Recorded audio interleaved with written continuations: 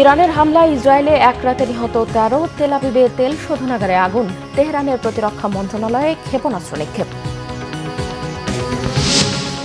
Abu Saeed হত্যাসহ July August আন্দোলনে মানবতাবিরোধী অপরাধের মামলায় ১১ আসামিকে ট্রাইব্যুনালে হাজির।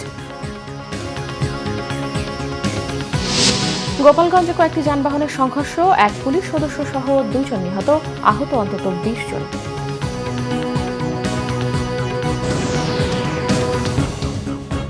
দেখছিলেন ক্রাউন সিমেন্ট সংবাদ শিরোনাম। এবারে বিস্তারিত। শুরুতেই ইসরায়েলে ইরান হামলা প্রসঙ্গ। আবারও ইসরায়েল জুড়ে শত শত মিসাইল হামলা ইরানের। শনিবার রাতে হামলার ব্যাপক ক্ষয়ক্ষতি হয়েছে হাইফা ও তেল আবিবের মতো শহরে। আগুন জ্বলছে হাইফা তেল শোধনাগারে। ইরানের হামলায় এখন পর্যন্ত ১৩ ইসরায়েলি নিহত এবং আহত ছাড়িয়েছে ২ শতাধিক। হামলার ভয়ে পালিয়ে বেড়াচ্ছে ইসরায়েলিরা। নেতানিয়াহু বাহিনীর হামলায় ক্ষতিগ্রস্ত হয়েছে ইরানের প্রতিরক্ষা মন্ত্রণালয়। এদিকে মধ্যপ্রাচ্যে আরও যুদ্ধ বিমান পাঠাচ্ছে যুক্তরাজ্য। শান্তি বাস্তবায়নের জন্য ইরানকে পারমাণবিক কর্মসূচি ত্যাগ করতে বলেছে যুক্তরাষ্ট্র। ইরান তার নাকচ করে ৬ষ্ঠ দফা পারমাণবিক আলোচনা থেকেই সরে এসেছে। শহীদ আরাফাতের ডেস্ক রিপোর্ট। ইরানের মিসাইল হামলায় তছনছ ইসরায়েলের তেল আবিব, জেরুজালেম ও হাইফা শহর। শনিবার রাতের হামলায় আগুন জ্বলছে হাইফা তেল শোধনাগারে। ধ্বংসস্তূপে পরিণত হয়েছে ইসরায়েলের অসংখ্য ভবন, আর তার নিচে আটকা পড়েছে অনেকে। এসব ভবনের বিধ্বস্ত অবস্থা দেখে গাজার নিরীহ মানুষের যন্ত্রণা কিছুটা আঁচ করতে পারেন নেতানিয়াহু প্রশাসন। ইরানের হামলার পর বাতিয়াম এলাকাটি আর চেনা যাচ্ছে না। এর আগে শনিবার ইরান জুড়ে বেসামরিক ও জ্বালানি অবকাঠামোতে বোমা হামলা চালায় ইসরায়েল। ইসরায়েলি হামলায় ইরানের প্রতিরক্ষা মন্ত্রণালয়ের সদর দপ্তর ব্যাপক ক্ষতিগ্রস্ত হয়। সর্বোচ্চ নেতা আয়াতুল্লাহ আলী খামিনির নির্দেশে পাল্টা ইসরায়েলের শত শত মিসাইল ছুড়ে ইরানি বাহিনী। মুহূর্তেই ইসরায়েলের আকাশ প্রতিরক্ষা ব্যবস্থা ভেদ করে বিভিন্ন শহরে আঘাত হানে এসব মিসাইল। ইসরায়েলি বাসিন্দারা বাংকার সহ সুরক্ষিত স্থানে আশ্রয় নিতে এদিক ওদিক ছুটে বেড়ায়। পরমাণু ইস্যুতে ওয়াশিংটন তেহরান আলোচনার মধ্যে বিনা উস্কানিতে গেল শুক্রবার ইরান জুড়ে ব্যাপক বিমান হামলা শুরু করে ইসরায়েল, যার পাল্টা জবাব দিচ্ছে ইরানি সামরিক বাহিনী। এদিকে যুক্তরাষ্ট্র বলছে শান্তি চাইলে ইরানকে পারমাণবিক কর্মসূচি ত্যাগ করতে হবে, আর ইরান বলছে পারমাণবিক কর্মসূচি ত্যাগ করবে না তারা। এরই মধ্যে ৬ষ্ঠ দফা পারমাণবিক আলোচনা থেকে সরে এসেছে Tehran. Shahid Arafat, Bangla vision news desk. Ishraque হোসেনকে মেয়র হিসেবে শপথ পড়ানোর দাবিতে ফের নগর ভবনের সামনে বিক্ষোভ করছে ঢাকাবাসী। দর্শক, এই মুহূর্তে সেখানে আছেন সহকর্মী ইদ্রিস আলম। সরাসরি যুক্ত হচ্ছি তার সঙ্গে। ইদ্রিস, আজকের কর্মসূচি সম্পর্কে আমাদের বিস্তারিত জানাবেন।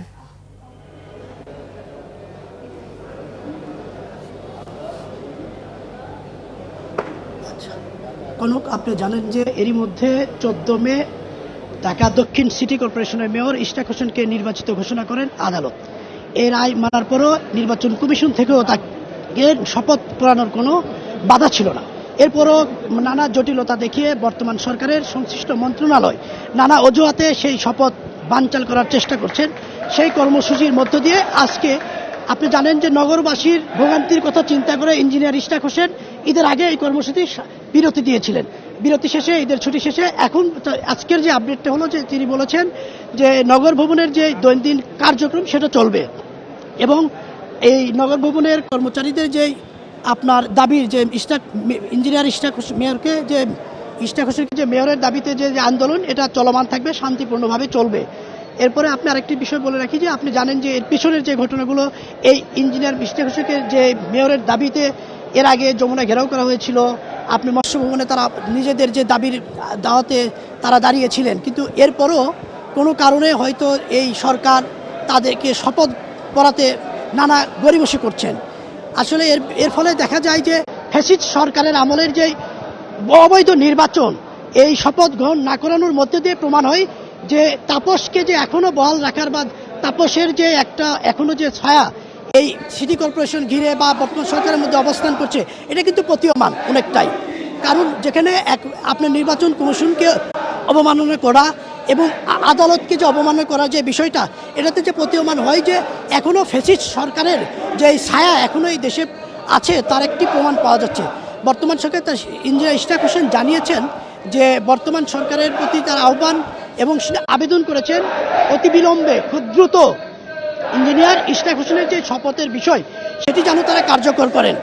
এই চলমান এই আন্দোলনটা শান্তিপূর্ণভাবে প্রতিদিন চলবে বলে ইঞ্জিনিয়ার ইশাকুল জানিয়েছেন।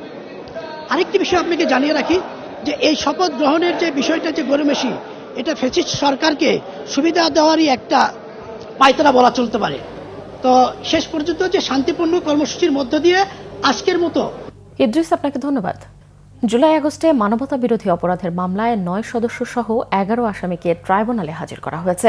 রংপুরে আবু সাইদ, গাজীপুরের কোনাবাড়িতে হৃদয় এবং যাত্রাবাড়িতে ইমাম হোসেন তাইম হত্যার মামলায় গ্রেফতার সকল আসামিকে সকালে ট্রাইব্যুনালে আনা হয়। গত ৫ আগস্ট গাজীপুরের কোনাবাড়িতে কলেজ ছাত্র হৃদয়কে হত্যার অভিযোগে কাপাসিয়া থানার সাবেক ওসি KM আশরাফ উদ্দিন, পরিদর্শক মোহাম্মদ শফিকুল ইসলাম এবং ৩ কনস্টেবল আকরাম হোসেন, ফাহিম হাসান ও মাহমুদুল হাসান সজীবকে ট্রাইব্যুনালে হাজির করা হয়েছে। কনস্টেবল আকরামের বিরুদ্ধে হৃদয়কে গুলি করে হত্যার অভিযোগও রয়েছে।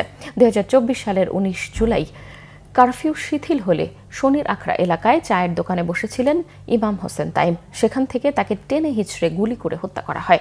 এই ঘটনার মামলায় যাত্রাবাড়ি থানার সাবেক ওসি আবুল হাসান এবং এসি তানজিল আহমেদকেও ট্রাইব্যুনালে হাজির করা হয়েছে।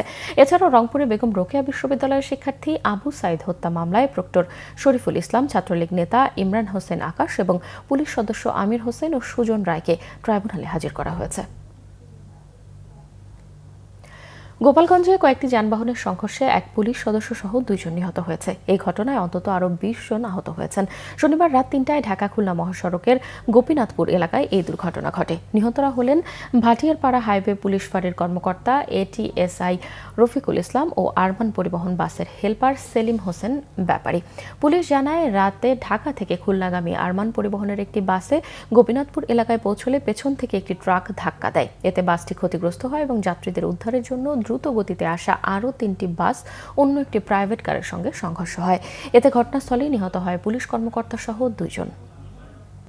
দর্শক, এই ছিল এখনকার মতো। পরের সংবাদ দুপুর ২টায়। এর আগে দুপুর ১টায় রয়েছে নিউজ টপ 10 দেখার আমন্ত্রণ রইল। এছাড়াও বাংলাভিশন সংবাদ ও সংবাদ সংশ্লিষ্ট অনুষ্ঠান দেখতে ভিজিট করুন www.bvnews24.com ও facebook.com/banglavishnnews এবং সাবস্ক্রাইব করুন youtube.com/banglavishnnews। এতক্ষণ সঙ্গে থাকায় ধন্যবাদ সবাইকে।